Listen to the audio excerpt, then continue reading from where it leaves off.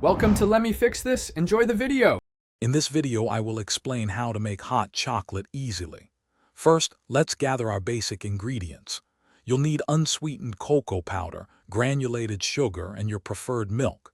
Having these on hand is key. Accurate measurements, like 2 tablespoons of cocoa and 2 tablespoons of sugar per 1 cup of milk, ensure a balanced taste.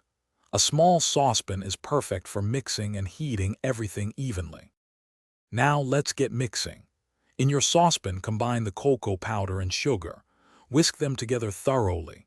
Next, add just a splash of milk, about 2 tablespoons, and stir until you have a smooth, thick paste. This step helps prevent lumps. Then, pour in the rest of your milk, about 1 cup, and continue whisking over medium heat until it's hot and steaming, but not boiling. Once your hot chocolate is steaming, it's almost ready. Keep stirring to ensure everything is well combined and heated through. Remember, avoid letting it come to a full boil, as this can scorch the milk and affect the flavor.